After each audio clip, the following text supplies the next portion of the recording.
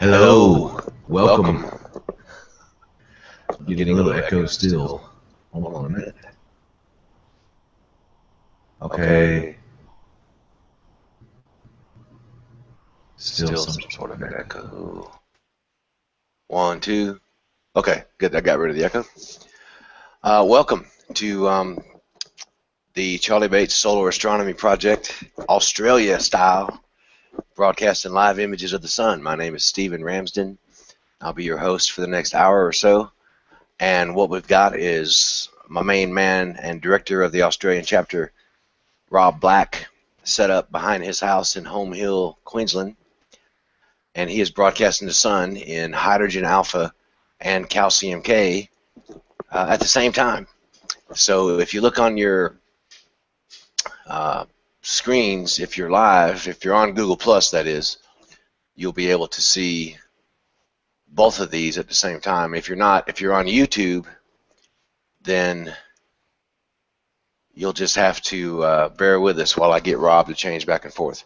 Right now on YouTube, we're showing the hydrogen alpha sun, and this hydrogen alpha sun is showing a fantastic prominence at about 1 o'clock, which I'm real happy about. And let's see if I can make mine a little bit bigger. There we go. And that little red spot in the middle there is not a flame jumping out of the sun. That is overexposed pixels on the camera. We can probably get Rob to turn that down a little bit so that will go away, or he can just uncheck his show saturated pixels box. There he is. Look at that. My wish is his command. Okay, and now Rob, you have your gamma set around 0.5 or so on that scope. Get a little more of that prominence in there.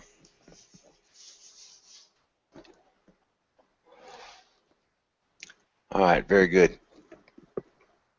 So this is being shot through a Lunt LS100 hydrogen alpha solar scope, and that is a 100 millimeter doublet refractor that has that has a Lunt 100 millimeter Etalon. This is a Lunt 100 millimeter H alpha scope is what you're looking through right now. And as you can see on the screen, there's a couple of dark regions on the surface, and those are called filaments. Those are the same thing as prominences. When you see a prominence on the side of the sun, like the one over there at 1 or 2 o'clock, that looks like a big dog. That'd be about a 60,000 mile wide dog also. The darker regions you're seeing on the surface of the sun are the same things. You're just looking at those top down instead of looking at them from the side. When you're looking at them from the side, you get a prominence on the edge of the sun. There's also one at about 9 o'clock and one at about 10 o'clock. The filaments on the surface are those darker lines, and those are the same cloudy areas above the surface there, except you're looking at them, like I said, from the top down, and they appear to be darker than the surface of the sun because they're cooler. So Rob, can I get you to change over and screen and present the, or at least click the calcium image, because we're showing the H alpha image only on YouTube. Rob's currently recording a video of the H alpha image, but Rob's in charge of which screen is presented on YouTube. So I'm going to get him to click his calcium K screen so we can see that one. At least in a moment I will, when he gets done recording. This is how clear the Australian sky is. It's beautiful over there, and it's exceptionally clear. This scope is showing light from hydrogen atoms in the sun's chromosphere, and this hydrogen absorbs the incandescence and the energy from the sun's photosphere, and when it does so, it makes the electron in the hydrogen atom jump from the second to the third orbital shell, and that creates an impression in the visible light spectrum at around 656.28 nanometers. And then that hydrogen immediately re-emits the light, and it re-emits the light in every direction, so we get a very small portion of it directed at the observer here on Earth, and that's called a re-emission line or an emission line. Now we've switched over to the anyway, the re-emission line is what you're seeing in the H-alpha scope. Now we've switched over to the calcium K view, and that is pretty awesome. Although, Rob, make sure that that's actually updating because it looks like it might be frozen.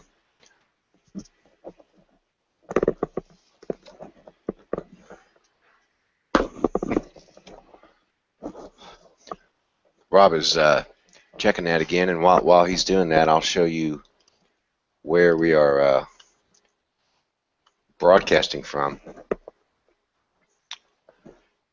Uh-oh, you're not supposed to see that. Anyway, Rob is about here in the northeast section of Australia at 19 degrees southern latitude.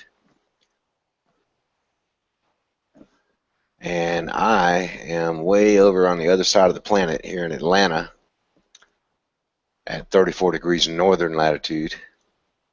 And some of our viewers may be, looks like up in the UK, perhaps in Kosovo, Serbia, Bosnia, and South America as well. So we appreciate you tuning in. We're getting some of the bugs worked out of this, no big deal. I'm going to try to get Rob to go back to the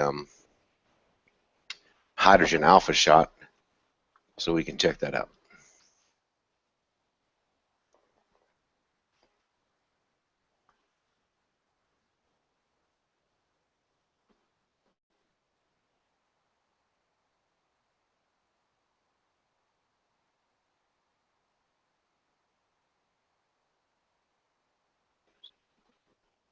And of course, there's Rob Black now. Hey, Rob.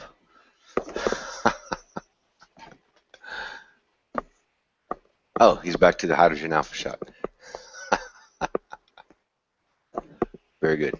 Now the H alpha shot, and Rob, if you're having trouble with the calcium, just stop the video and restart the video. That happens sometimes. And then you can share it back with us. There we go. There's the hydrogen alpha again. And there's a fantastic prominence up here on the top right, and this thing is really changing rapidly. Just a minute ago it didn't have that shape, and now it's got sort of a looping shape coming out of the top of it. There's always something incredibly interesting to see on the sun.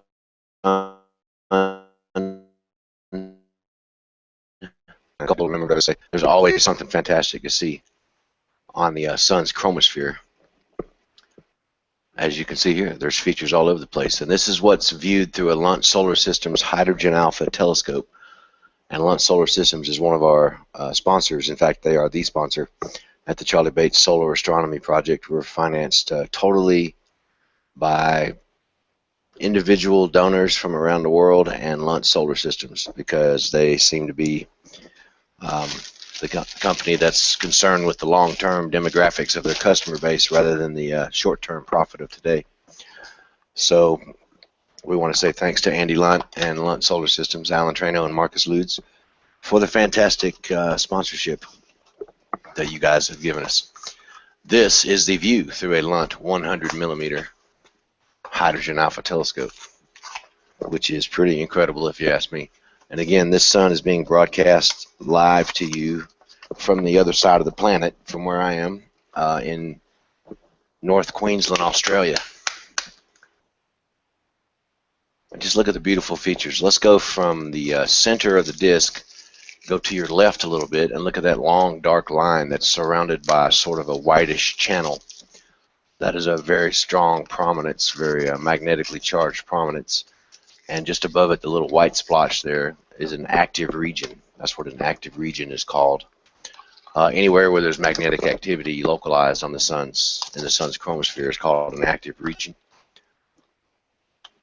And that's one of them. They look a little bit brighter white. There's another active region over there to the right of center and a little bit up.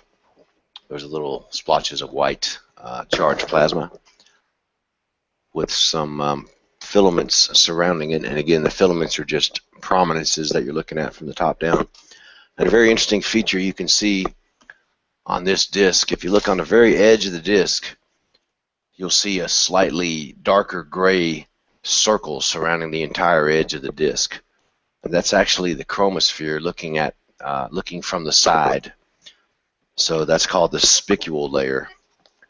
And that's pretty incredible. You only get that resolution out of an 80 millimeter or larger hydrogen alpha scope, and really only out of a Lunt scope. That chromospheric region is surrounding the entire disk of the sun, and you'll notice the prominences are coming out of that region. So if you look on the 1 or 2 o'clock portion of this image, you'll see that it's got a very large prominence. I'd say that prominence is about 80,000 miles in width, and looks like about 40 to 50,000 miles tall. You could fit a whole lot of Earths inside that prominence. In fact, you could stick the Earth in between any of those holes in the prominence. So I'll see if Rob Black can hear us and see if he can, unless he's still working on the calcium K-scope, maybe he can turn on the artificial coloring for this and maybe make it a nice yellow, or maybe a bright red or strawberry color. We'll see if he can do that or not. But the software we use in our outreach program allows us to display the sun in false color, and this makes it a lot more interesting for students. They don't want to see black and white, they want to see live color if at all possible. And of course, that in the Astro IIDC software that we use, that would be in the preferences menu. But he maybe got his hands full. Oh, there he goes. Looks like we got a nice yellow color now for the sun. And this makes it more interesting in outreach programs, because students don't want to see monochrome, they want to see color. This may not be the actual color that's in the scope, but who cares? The sun emits light in every wavelength. So this is an accurate portrayal of the yellowish color coming from the sun. So we'll look at this again. And again, we want to thank Rob Black for getting up super early in North Queensland. It's currently about 9:20 a.m. there on Friday. In Atlanta, it's 6:20 p.m. on Thursday. And it's dark here. And in Atlanta, we're about to have a big snowstorm. We've got a major blizzard heading for the East Coast, and they're expecting 2 to 3 feet of snow in Washington, D.C. and all along the East Coast. So it's dark and raining right here now, but it's pretty cool that I can look at the sun live from Australia through Rob Black's Lunt Solar System equipment.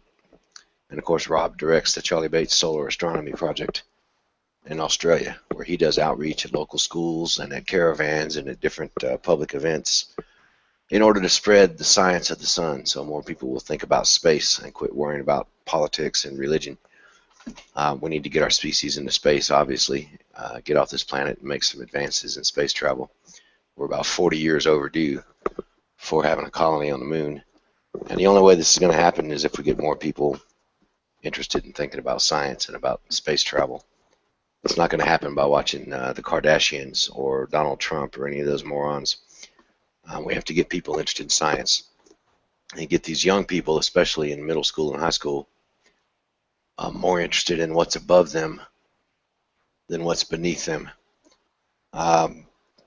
It's our aim in the Charlie Bates Solar Astronomy Project to teach about the sun and show live solar viewing and imaging and give students hands-on observing opportunities through the best telescopes on Earth as many times as we can per year. And we've got people in 32 countries doing this. It's headquartered here in Atlanta, Georgia. Rob's the Australian director, but we've got people all over the world doing this as much as they can with basically no support from the public, no support from the government. It's a tough road to hoe, but we're gonna do it because the payoff is fantastic.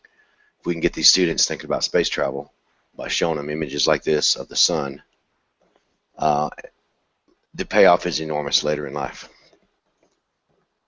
And that's what we do at the Charlie Bates Solar Astronomy Project. We charge nothing, no fees. We sell nothing. We copyright nothing. We share everything we do with anybody who wants to learn about it for free of charge. and we're totally supported by individual donors, very few of them, and Lunt Solar Systems. And Rainbow Symphony provides our solar glasses that we give away. We give away 500,000 pair a year all around the world, and those are provided free to us by Rainbow Symphony. So we want to say a big shout out to Lunt Solar Systems and Rainbow Symphony, which is the supplier of the world's best solar viewing glasses.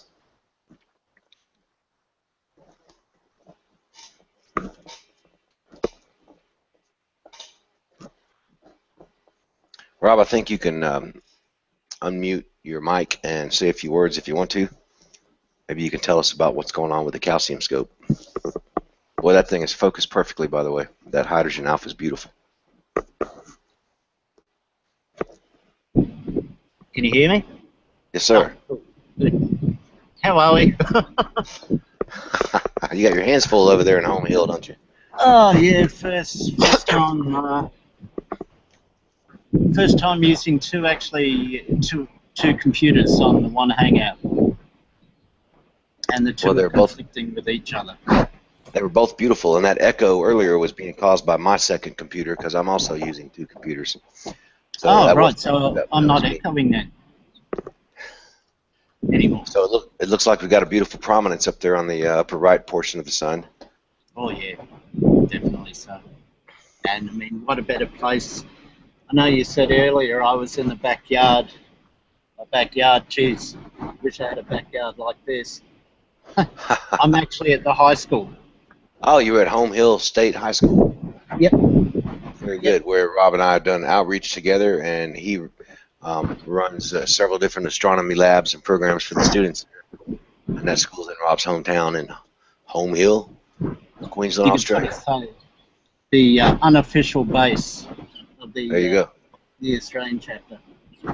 So, how are you getting internet out there? Do you have your little portable device with you? Yeah, have the little portable. Very good. And I'm plugged into the power socket near the bleachers, and it's absolutely glorious blue sky today. Yeah, so it's still early in the morning there. It's only up to about 95 or 100 degrees Fahrenheit so far, right? What's that in Celsius? 40. No, actually it's 34. Oh, it's still a chilly 34, so it's in the middle 80s. Yeah, and the UV index, if anybody wants to know, it's 15.6. 15.6, right. Yeah. That's the UV index in Australia. Of course, it doesn't go over 6 or 7 in the United States ever. If we had a UV index of 15.6, we would have a national emergency. No one's ever heard of that. And in Australia, that's just every day. So I remember it was 15 during a thunderstorm when we were there last year. So, yep. So what happened with the calcium K scope, Rob? Did that go bad, or are you working on that? No. Hang on. I just had to reset everything. Hang on. I'll just bring it down a bit. Well, that hydrogen alpha sure is beautiful. It is, isn't it? Hang on. I'll just... None of that.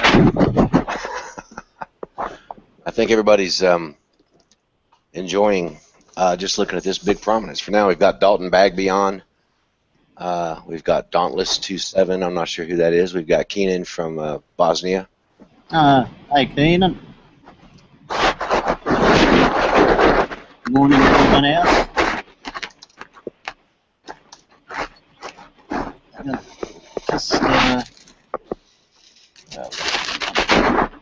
I see your tracking is wandering just a little bit, but that's to be expected when you do a remote setup somewhere. Well, I was doing, it's just lining it up for calcium. So they're just a bit out. Well, that's not good enough, Rob. You're going to have to do better than that, okay? Come over here and have a go, mate.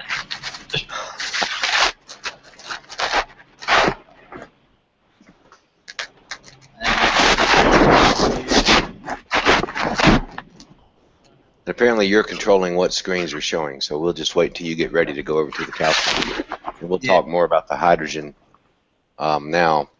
And for those of you that don't know Rob Black, he's our Australian director for the Charlie Bates Solar Astronomy Project. And I spent a month in Queensland last year in June with Rob, and we went to some local schools and some not so local schools.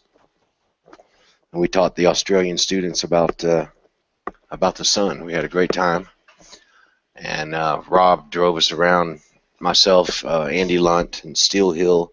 Andy Lunt, owner of Lunt Solar Systems, Steele Hill, the media relations specialist for NASA Goddard, and Brian Stevens, who is the engineer and the main guy that puts together the Lunt telescopes. So we all went to Australia last year for a while and hung out with Rob Black, and went and taught some of those little cobbers about the sun. It was fantastic. And the sun, through telescopes in Australia, the sun looked better in a single frame from this camera than it looked with 1,000 frames stacked in Atlanta. So when I got there, I was trying to teach Rob about using the equipment, show him how to stack images and process and everything. And the problem arose that the sun looked better there unstacked than it did stacked. So when you tried to add 1,000 frames together and make a better image, it actually blurred the image more. So we just decided we were going to just take single snapshots of one frame through this camera instead of trying to stack it. And those images still are more clear than 1,000 frames stacked here in Atlanta. That's how good the seeing is. Absolutely crystal clear over there in paradise, as Rob calls it. So we've got prominence, very faint one coming off the left side of the sun. Got a very beautiful large prominence coming off the northeast side. And prominence is a cloud of charged hydrogen that's following the magnetic field lines coming out of the sun's core. So these field lines are leaving the sun's photosphere, and sometimes they're traced and outlined by charged clouds of hydrogen gas and plasma, which is what's going on here. You can also see those prominences in calcium K sometimes, but you have to really adjust the scope. I believe this one would probably be very visible in calcium K by just turning the exposure up. But we'll let Rob get it together and keep working on his calcium scope, which isn't developing or delivering an image right now, but I'm sure it will be soon. About to try and switch over to it now, mate. Okay. And Dalton Bagby says, and we must have also met bats the size of small people while we were in Australia. Yes, that's true. Flying foxes, I believe they're called. And there were about 20,000 or so at the park down the street from where my motel was at the Burdekin Motor Inn. They were actually using horns and sirens to get rid of them out of the park. There were so many of them. Never seen so many kangaroos and wallabies in my life. Every time we drove anywhere, the sides of the roads were littered with wallaby carcasses from the night before when the Trekkies came through there and ran over a couple 100,000 of them. And we were able to go tour the wilderness area and see some kangaroos in the wild. And let me tell you, you don't want to mess with a kangaroo. Okay, so now we're switching over to, whoa, that's hideous. What is that?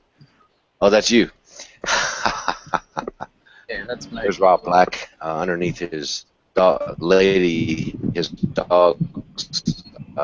blanket. All right. Should be seeing calcium now, though. No, we are not. Are you not? I believe you need to highlight the calcium screen because you're presenting the other one still.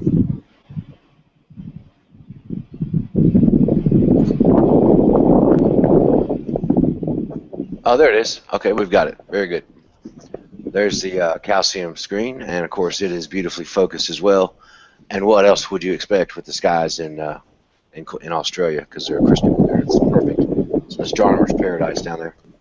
It's not a sunbather's paradise though, because those crystal clear skies also lead to UV ratings, UV indexes well in excess of what anyone else in the world gets.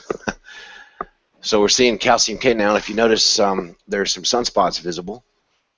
and these sunspots are all a little bit larger than the planet Earth. The smallest one there, center left, is about the size of the Earth. And in calcium, this is still the chromosphere of the sun. These white areas are called plage. And they're called plage because that's a French word that means beach, and they look like sandy beaches to older astronomers. But these plage occur in active regions also, just like in hydrogen alpha when you see brighter white areas of plasma, hotter plasma.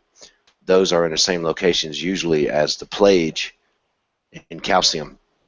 And you'll notice all the sunspots have their associated region of plage around them, because on the sun, whenever you get a feature like a spot or a flare, it's always in association with an active region, which is a localized area of magnetically charged plasma. But interestingly, what you're looking at in this image of calcium K is actually calcium atoms re-emitting light from the sun of a particular wavelength. So just like with hydrogen alpha, when you look through a hydrogen alpha scope, you're seeing hydrogen atoms only re-emitting the light at 656 nanometers. In calcium, you're seeing the re-emission of light at 393.4 nanometers, which is technically outside the visible light spectrum in the near ultraviolet region.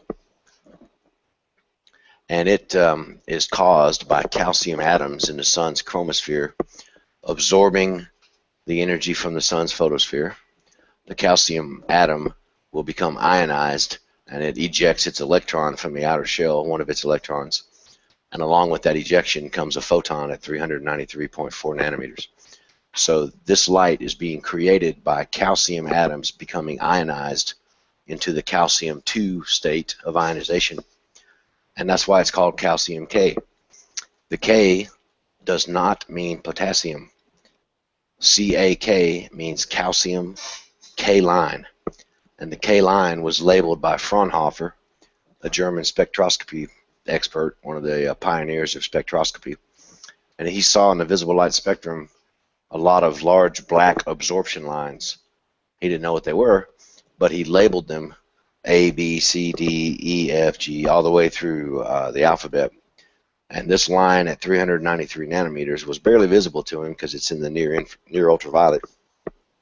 But he labeled that line K because it was so large. It was easy to see even though the light was barely visible.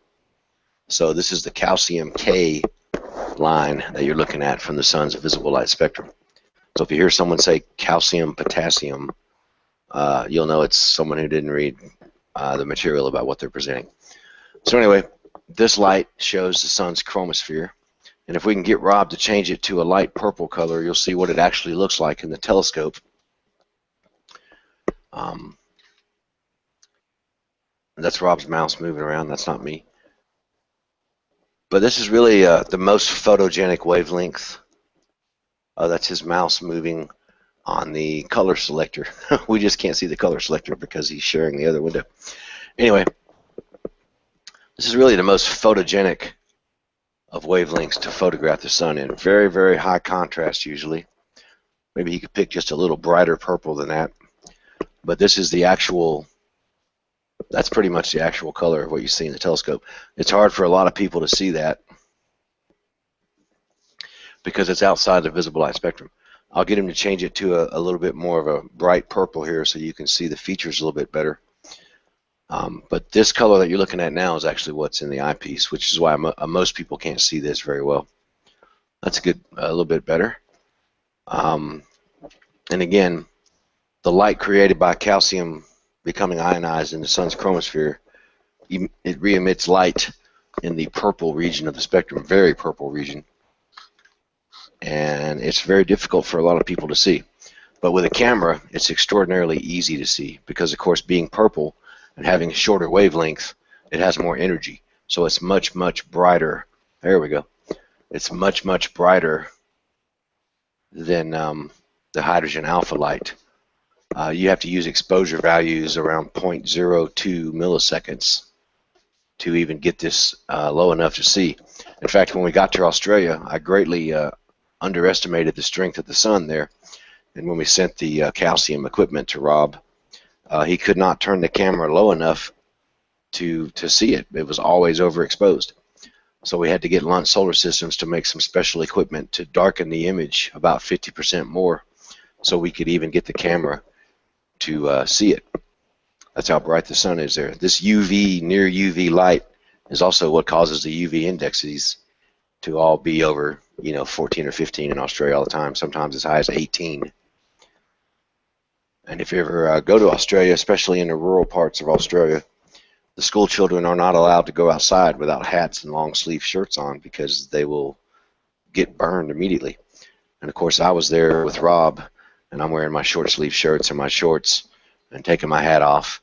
And let me tell you, if you stand out in that Australian sun for half an hour, you're going to feel it, because you will be burnt to a crisp. And that UV light is emitted in the same visible light spectrum portion that this light is coming from. And it's very strong. So again, we've got a beautiful image of the sun in calcium being broadcast to you live by Rob Black in North Queensland, Australia. And this telescope he's using now is a Lunt 100 millimeter doublet with a Lunt Solar Systems Calcium K B1200 module put in the end of it. That's the only equipment you need for this. You can't, of course, you can't look at the sun in any way with a regular telescope, because it'll blind you, obviously. But for Calcium K, the only thing necessary is you can use the refractor you already have and just purchase a Lunt Calcium K module from Lunt Solar Systems. They're the only people that make Calcium K modules on Earth. And these slip into the back of your scope. There's no plugging them in. There's no heating. There's no extra plugs or anything else. You just put this in the back of your scope, just like a diagonal, and stick an eyepiece in it, and you're ready to go. And you can look at it all day with no damage to your eyes, and you'll get this sort of beautiful purple, crackly sort of paint finish. Let's go back to monochrome so we can see the features a little bit better. And while you're doing that, Lunt Solar Systems is at luntsolarsystems.com. That's L-U-N-T solarsystems.com. And they've got a fantastic array of products coming out, or already available, for the Mercury transit this year, and also for the solar eclipse coming up for North America in 2017. And now is the time to decide what you're going to get and order these things, because if you're looking for solar glasses from Rainbow Symphony, or you're looking for Lunt Solar Systems equipment, I'll tell you right now, you better have it on order before 6 months out, because you're not going to be able to get it otherwise. They're expecting 80 million people to be looking at the sun at the solar eclipse in August of 2017. And those people are going to all be ordering solar glasses, and a lot of them will be ordering telescopes. So if you're going to try to wait until 2 weeks ahead of time and buy a solar telescope, you are going to be out of luck, my friend. So I suggest you get on luntsolarsystems.com's website and start thinking about what you're going to get, because you need to get in line. It takes 2 or 3 months for these telescopes to be made and shipped out, because they're all made to order, and they're all custom polished, designed in the United States. All the etalons are made right there at the Lunt Solar Systems factory in Tucson, Arizona. They're assembled, painted, tested extensively at Lunt Solar Systems before they send them out. So that's about a 2 or 3 month process right now. So you might want to get your order in early. And again, we're back at Calcium K image of the sun here with some beautiful active regions and some plage. And Rob, if you can hear me, can you slowly turn the exposure on the calcium up until the disc is totally overexposed, but you start seeing the prominence on the limb? I'm going to see if we can get this prominence in view through the calcium scope. And the way that's done is just by turning the exposure up gradually. He may be inside feeding Lady right now. I don't know. Oh, there he goes. Okay. And when you turn the exposure up, you'll see that the disc becomes totally washed out, but there's very faint calcium proms that should be visible. There it is. Yeah, turn it up until the red fills the entire disc. A little bit more. Now you start to see the prominence coming in on the right side over there. Okay. And now if you would slide your gamma slider a little bit left to around 0.3 or 0.4. And of course, I'm in Atlanta. I'm not in front of Rob's equipment. Looks like you have a cloud passing by.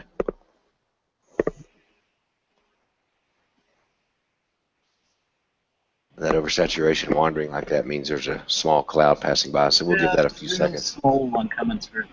The only cloud in the entire continent of Australia. At least it wasn't as bad as yesterday.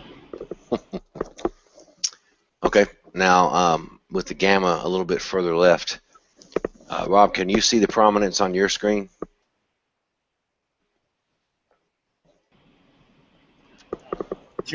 I'll just readjust a bit more.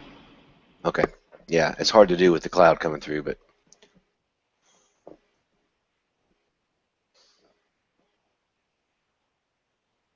a lot more exposure and a little bit more gain, gamma, is how you get these calcium K prominences imaged.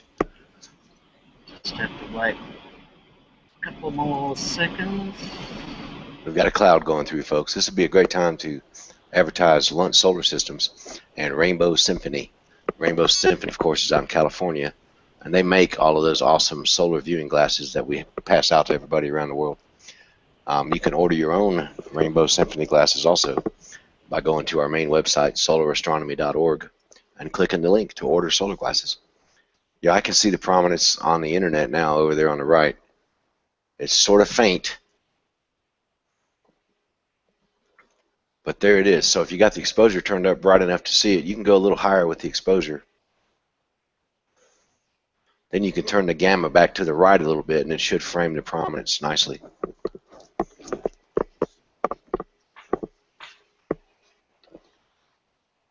There you go. You just went through it. Oh, that's beautiful right there. Right there. Look at that. All right, Rob Black, I suggest you move it back towards the center some and get a couple of photos of that so you can stick them on the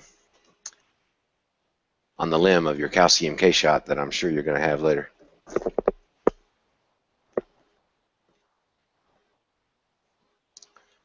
Look at that prominence in calcium K, folks. That's right, Dalton. And Dalton, I know you're new to these broadcasts, but you will never see that in anybody else's telescope. Rob Black and I are, well, you know, I started imaging calcium prominences a few years ago, and really it takes a lot of serious equipment to see something that faint next to something that bright. But the great thing about calcium prominence is they usually go on a lot longer than the prominences visible in hydrogen alpha, and especially when the prominence is ejected off the side of the sun, you can see it floating out away from the sun for hours after it goes away in hydrogen alpha, because this material, once it enters the sun's corona, heats up drastically, and when it heats up, it starts emitting light in shorter wavelengths, and you can no longer see it in hydrogen alpha, but you can still see it plain as day in calcium K. So I've got two images, one of which is hanging at in the Royal Observatory in London, and another which got almost no spreading at all for some reason. But they're the two largest prominences ever imaged by mankind, and one of them was 1.5 times the size of the sun. So if you can imagine a prominence like that ejecting off the sun and spreading out to almost 2 solar diameters, we got that captured last year. Actually, we were also doing a Google Plus broadcast at the time, and a couple dozen people around the world got to see it happening live, and we caught pictures of that prominence. And of course, you would never see that in hydrogen alpha. It would only be visible in much shorter wavelengths, higher energy wavelengths like calcium K. If you look on the bottom left, there's also a nice prominence group right around 7 o'clock. And again, this is pretty unique with our program. I haven't seen many other people. I know Mark Townley's imaged a few calcium prominences, but this is sort of our signature thing. And this can only be done, to my knowledge, with the Lunt Solar Systems calcium diagonals, and a fairly decent refractor, and a real sensitive camera, like what we're using. That dark splotch down there on the bottom right, or the bottom left, right next to where it says recording, so many frames left, that's called a dust bunny, and that's the same in Australia as it is in the United States. It's a hunk of dust on the camera lens or something, and you will always have those. That's just the way it is. Boy, look how beautiful that prominence is in calcium. But our dust bunnies better. And Rob, would you look at both of your computers and make sure that you have them in the same flipped vertical or flipped horizontal orientation? Because I believe that prominence is flipped vertically. But go look, and both your diagonals should be oriented the same way on the scopes, and the cameras should be at the same tilt. And where it says flip vertical or flip horizontal, you should have the same configuration on both cameras. Because if I'm not mistaken, that prominence was pointing north on the other scope. I could be wrong.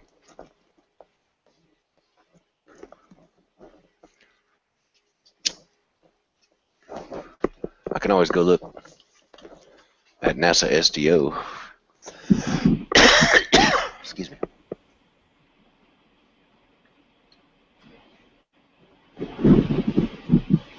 I'm going to run over to the NASA website and see what the correct orientation for that is.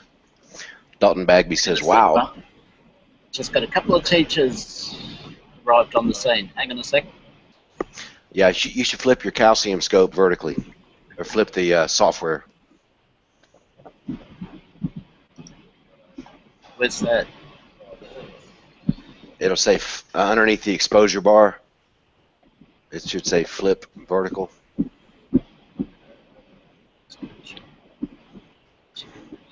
Saturated. Boy, there's a big...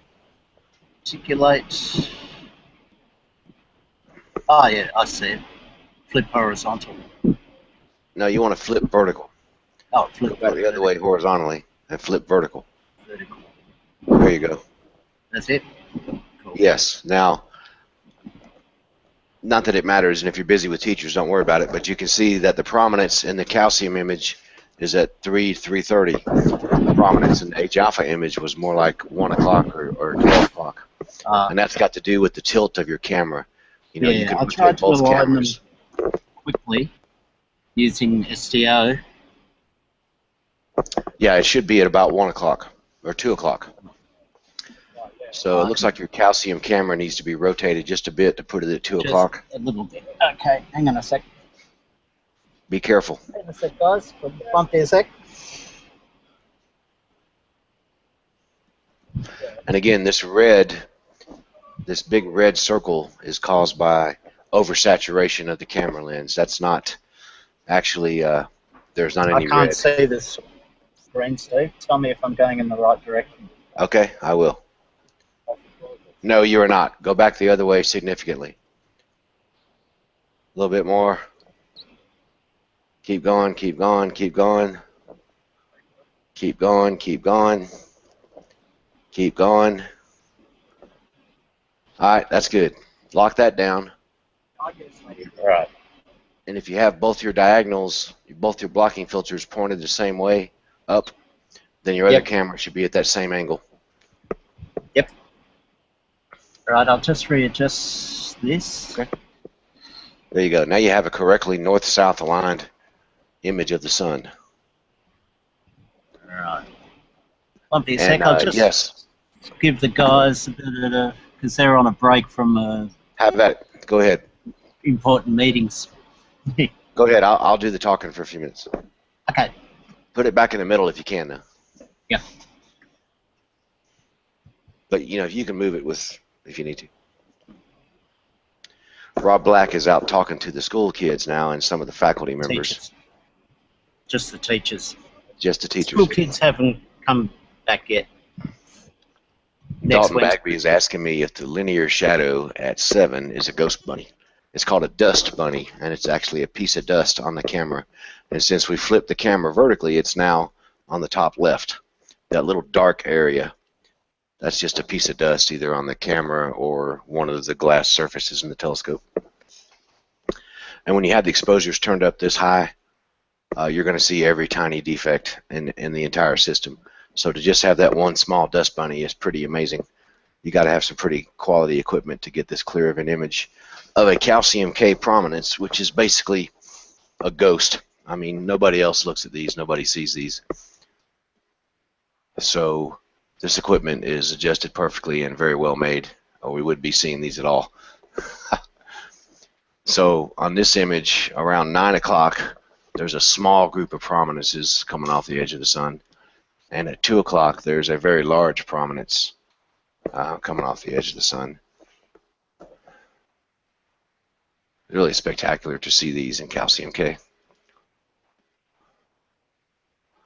And Rob's talking to all the Australian teachers. They're all saying things like, righto, and cheerio, mind your head, governor, things like that, while they're talking about the sun. And they're all laughing at the way we sound. I think I heard one of them say something about going to the servo to get a bottle of. Okay.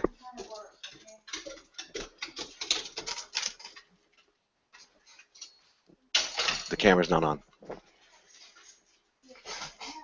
And again, for those of you that may be joining us, we are seeing the sun live from Home Hill, which is a small town, sugarcane community in North Queensland, Australia. Rob Black, our Australian director of the Charlie Bates Solar Astronomy Project, which is at solarastronomy.org if you want to support it. Rob Black has got his equipment set up, his Lunt Solar Systems gear all set up at Home Hill High School, which is the big high school in his community. And right now he is talking to teachers, telling them about what's going on, showing them the sun, and we are getting the benefit of live solar broadcast from Home Hill. Of course, it's dark here in Atlanta where I am. 7 p.m. on Thursday night here. It's raining, about to start snowing and dark. But in Australia, it's just at 10 a.m. on Friday, and you can guarantee they're not going to get any snow today because it's in the middle of summer, and it's about 95 degrees there right now, Fahrenheit. With a UV index, Rob says, of almost 16. Here in the United States, our scales only go to 11. So the UV index there is somewhere between medium and burnt toast for your skin. And Dalton Bagby has another great question. So all the light of the entire image is an emission from calcium atoms. And yes, that is 100% correct, Dalton. We are using a very, very, very narrow band filter that is allowing about 2 nanometers of band pass, 2 millionths of a meter. And the only light you're seeing in this particular telescope through this camera is you're seeing a monochrome image of near ultraviolet light at 393.4 nanometers. So this light is only created on the sun by calcium atoms that have absorbed the light at that wavelength and then re-emitted the light. And in that re-emission, they emit the light at 393.4 nanometers. So everything you're seeing there is calcium atoms in the sun's chromosphere. And people say, wait a minute, I didn't know the sun was made out of calcium. Well, it's not. There's less than 1,000th of a percentage of calcium, but it burns so brightly at such high wavelengths, or such short wavelengths, high energy, that you can see a beautiful outline of the entire sun just by looking at the calcium light. Everybody knows, well, anybody who paid attention in school knows the sun is made of mostly hydrogen and then a lot of helium. But there's also every trace element on the periodic table, all the way up to uranium, is also present in the sun's atmosphere or chromosphere. So when you look at a spectroscopic image of sunlight, you will see thousands of absorption lines caused by all the different electron shells and all the different atoms that are present in the sun's chromosphere. And the way we observe the sun is by getting a telescope that will show us only a very, very tiny fraction of the visible light spectrum. And we always look inside of one of the black absorption lines in the spectrum, and you look for the re-emission of that light inside the absorption line. So the sun does most of the filtration for us. You're seeing about 1/100,000th of the energy of the sun right here. And this is all done with Lunt Solar Systems equipment.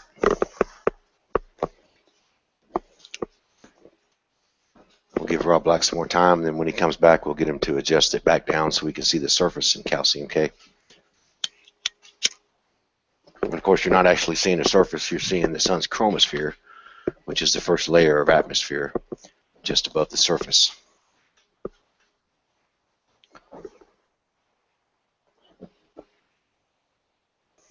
What's going on from America? Here's the my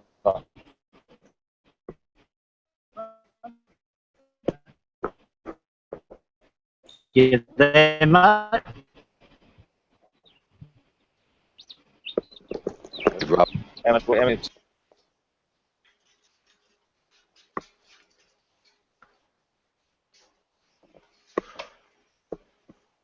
Rob, maybe we can get you to turn the exposure back down and set it back at normal calcium.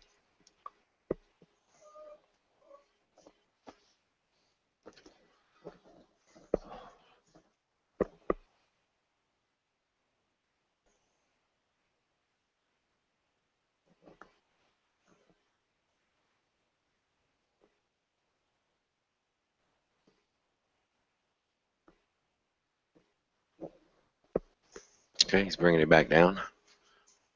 And you almost have to go to 0 to even see this light because it's so bright. There we go. Okay. Put the gamma right at about 1.0 if you're not already there.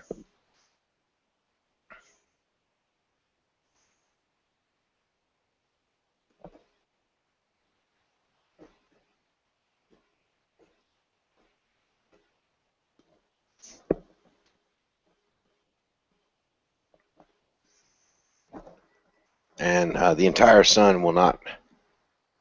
Yeah, Dalton Bagby says, wow, you're looking inside the absorption lines. Yeah.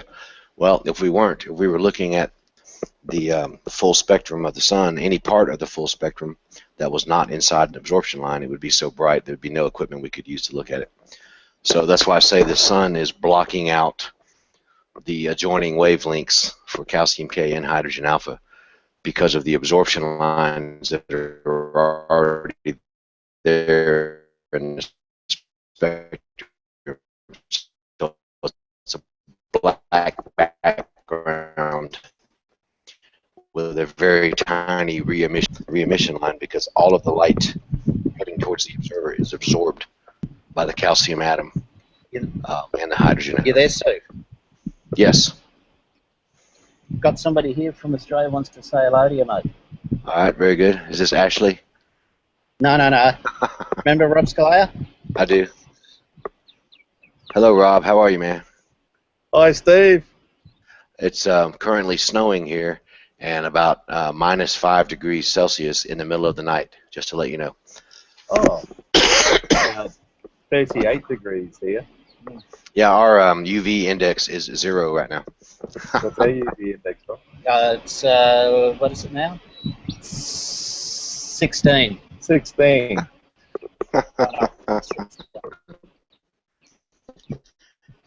Well, I'm planning on coming. Beautiful day tonight. It is absolutely beautiful here at the moment. Like, and looking just into Rob's Skype, man, the sun is beautiful today. Outstanding. Maybe we can get Rob to adjust the calcium image back towards the center of the frame for us. We've got people viewing from all over the world right now, and they're all listening to your funny Australian accent. Oh, fantastic. Can you say some Australian stuff for us?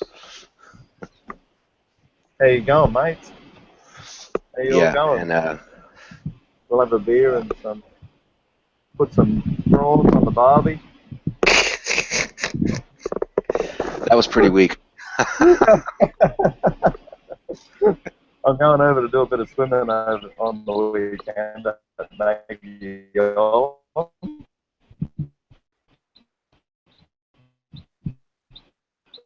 a little island. I'm going to do a bit of swimming.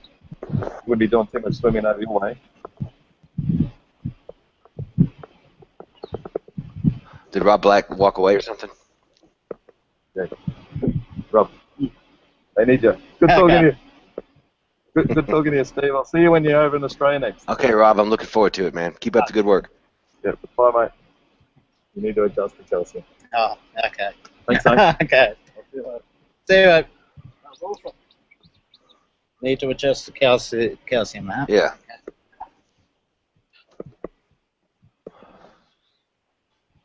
And again, this is a Lunt Solar Systems 100 millimeter doublet with a Lunt Solar Systems B1200 calcium K diagonal in the end of it, and that's the only equipment you need to look at calcium K on the sun. Reasonably priced also. This entire setup for visual. The camera's another story. The camera itself is about $4,000, but you can use many different types of camera, even cheaper cameras, to do this. And Rob, if I'm not mistaken, it looks like we have a solar flare occurring in between those two black sunspots. Yes, we did. Certainly looks like it, doesn't it? Okay, if you guys are still online, Dalton, I'm not sure about the hole in the ozone layer. I think that's overstated for what it really is. The entire continent of Australia has this high UV levels. Rob, if you can turn the gamma towards the right just a little bit to highlight that flare. Everybody who's listening, I also see this on SDO right now. There you go. That's good. If you look now between the two sunspots, there's a bright white little splotch of bright white. And I'm looking at the one just directly left to it. In between those two spots, there's a white splotch of superheated plasma right there.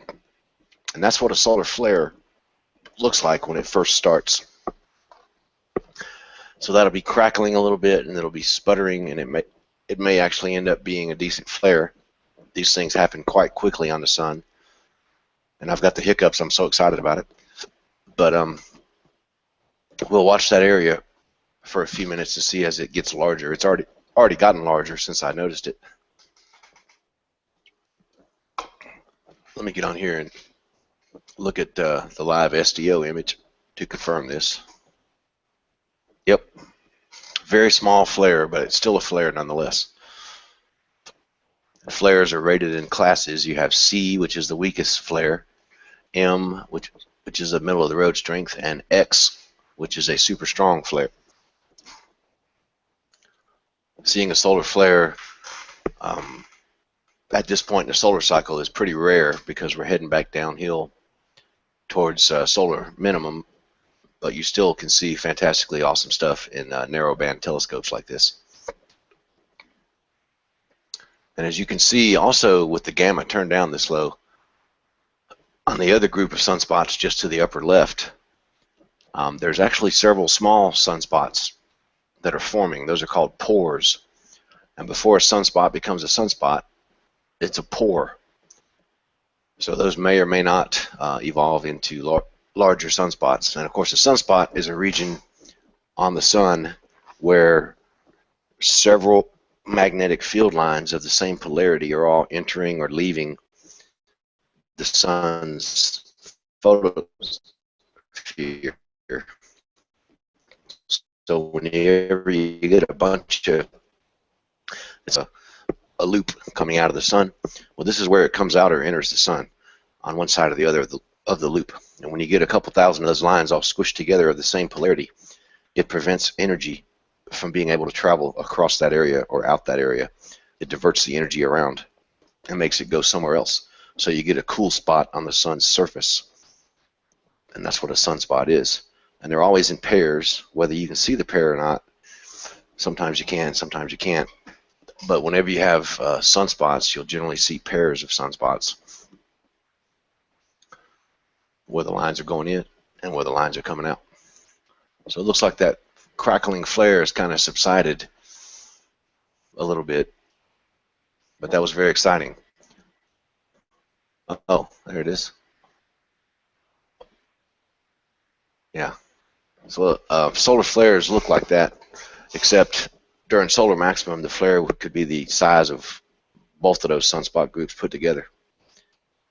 It might take up a tenth of the surface of the sun, might be all flaring. And what a flare is similar polarity magnetic field lines all being shoved together, and just like pushing the north end of a magnet against the north end of another magnet, it builds up energy, and there's repulsive force, and something has to give. So it just explodes into superheated plasma in millions of degrees, whereas the normal surface or chromospheric temperature of the sun is around 10,000 degrees Kelvin.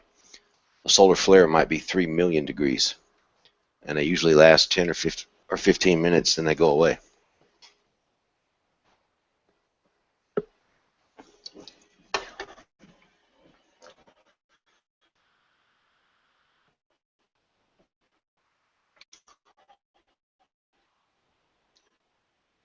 A little left with the gamma back to 1.0.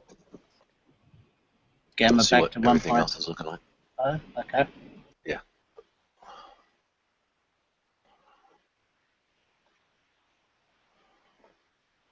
There we go. You can still see the crackling flare.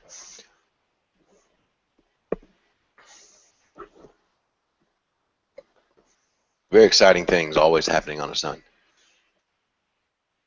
All right, let's switch back over to the hydrogen alpha view if we can, Rob, and see if we can see any of that flaring. Okay.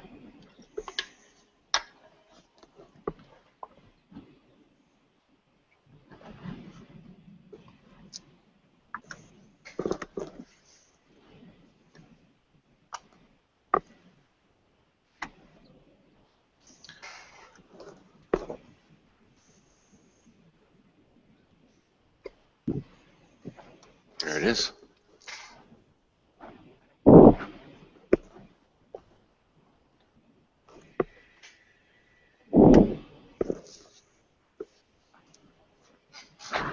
Should have it now. We are not seeing it. Or are we? No, we are not. I'm presenting it to There it is. Okay, we got it. Good A job. bit of a delay. Now that both cameras are oriented properly, you can see the prominence is very well defined in hydrogen alpha.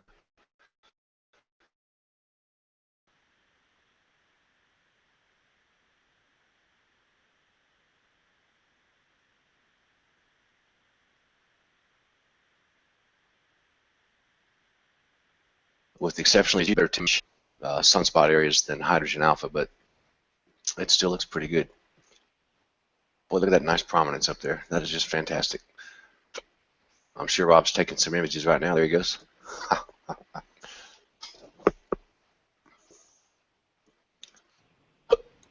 I got the hiccups still. This afternoon.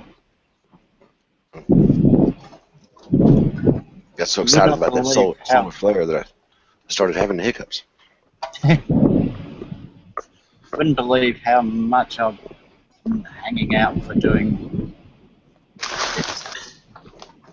The last few weeks we've just had that bad, or last few months actually.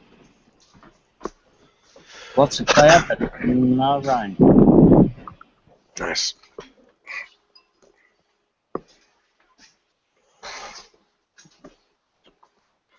Boy, that is a beautiful image.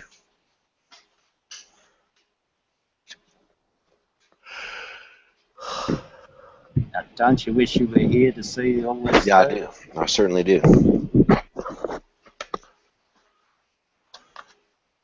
Rob Black and I are going to travel to Serbia, Kosovo together in August of this year. This will be Rob's first international trip. Of course, I'm an old salt. He's going to be completely blown away. He won't know what to think when he gets there. See if you can turn the gamma down on this one to about 1.2 or so. See if we can get the surface detail a little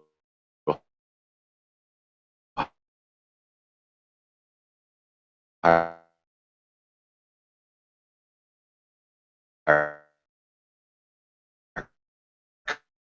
Contrast.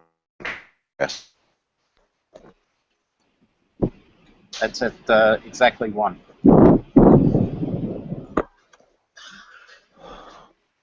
Okay, and you can see with the gamma turned down, gamma is sort of like ISO on a DSLR camera. With the gamma turned down, you have less sensitivity but higher contrast. And that flaring area is a little bit more visible with the gamma in this position. But you'll notice the prominence is no longer visible. And when you're imaging the sun, it's a good idea to have it the way we had it previously when you're taking images, because you can always change the levels in Photoshop later and get this off the surface. But a lot of people try to image like this right off the bat, and they lose the prominence. So they'll have to. You can go a little bit further right with the gamma there, Rob. Let's go to about 1.3 or so.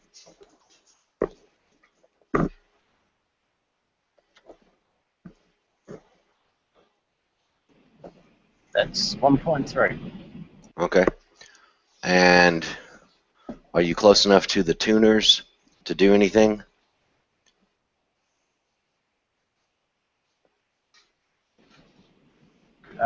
Bit of a stretch, I noticed. Don't worry about it then. It's Don't worry just about slightly out, isn't it? Yeah, the right side of the image is a little bit more on tune than the left side. Yeah. So, but don't hurt yourself.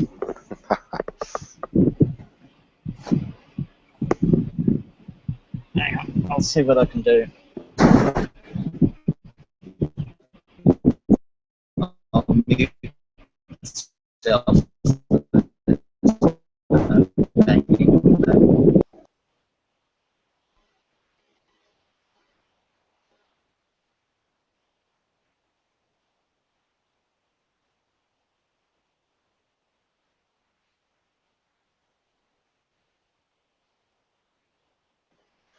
Generally, you'll see the scope start bouncing around when somebody's adjusting the pressure tuner.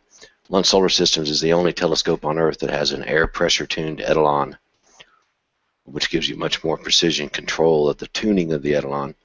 And the reason you tune the etalon is so that you make sure you're viewing the entire emission line of hydrogen alpha. If you don't have it tuned correctly, then you might only be viewing a small portion of it or none of it at all. And the wavelength is always 656.28 nanometers. Yeah, that's better. But since you're looking at it through the Earth's atmosphere, that wavelength is most of the time bent left or right.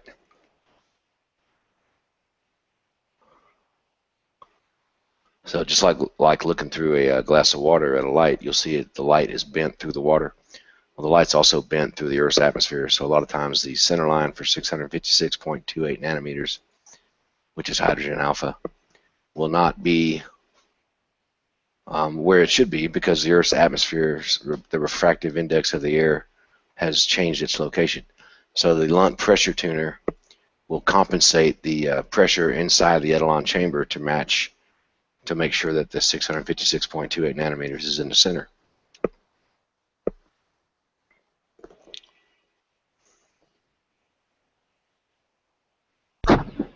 That's pretty good, Rob. We see we got a couple clouds going by. Boy, look at that flaring region now. It sure does look good.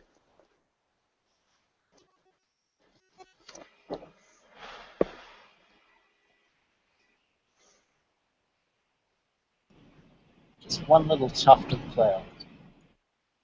Now, Rob, if you notice, you can see some red saturation pixels coming off that flaring region now, and you have not adjusted the exposure, but the sun's emission right there has gotten significantly higher. So that's a sure sign of a flare.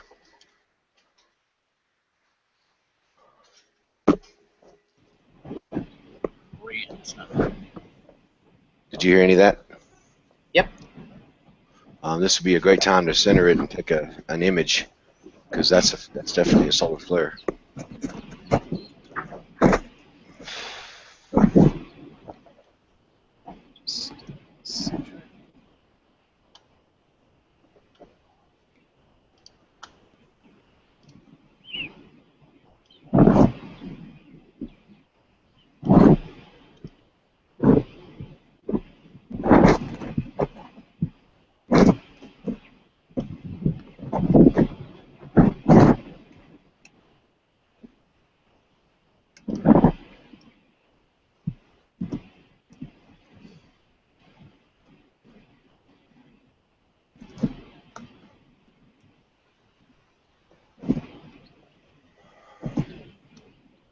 As you can hear, the wind's picking up as well. That is a fantastic image.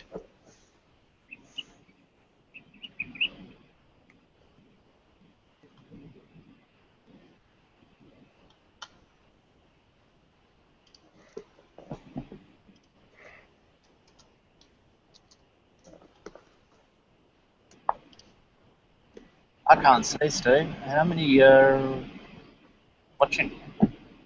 275 left. 250 left.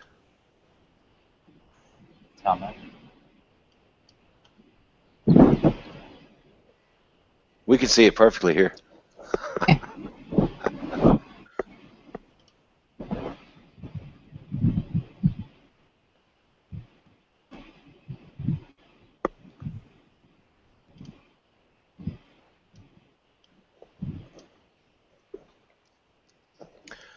We've got about 10 minutes left in our broadcast for this time around, so we're going to enjoy this fantastically good image of hydrogen alpha. What a way to go out with. It is fantastic, man. And when you're ready, whenever you want to, you can go back to your previous gamma and exposure settings, and let's take a look at that prominence. We'll watch the prominence come back into view.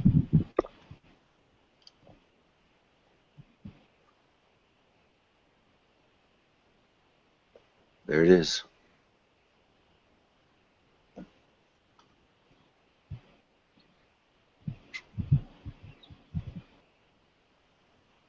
Let's take one more lot of this.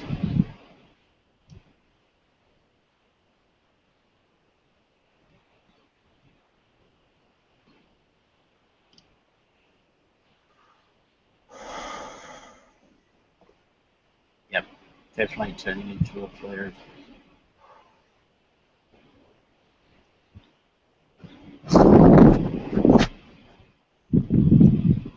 Very good.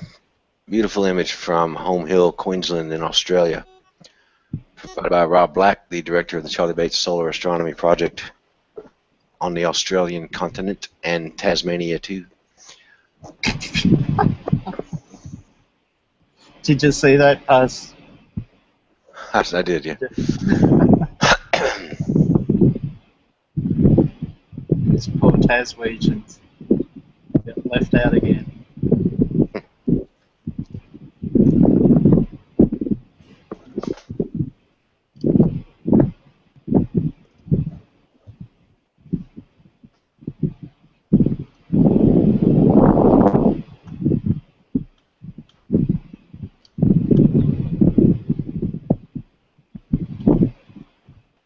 Fantastic.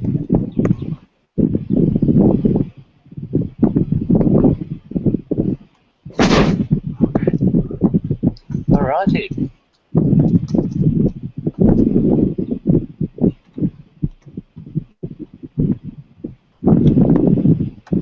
Alrighty, the sun looks really good today. Want to say anything else before we shut down? Well, let's off the screen share and just put it back on you, Okay. and we can see how hot it is there. You can pull that blanket off.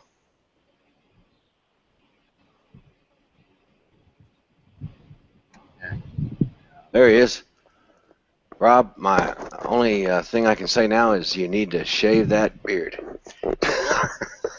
What's wrong with it? It's horrible. I see your Charlie Bates shirt is almost totally white. Oh, yeah. Bleached. Hang on, I'll pull it. There you go. Oh, Now we can see the background behind you. And Home Hill, there's one of someone's telescopes. There it is.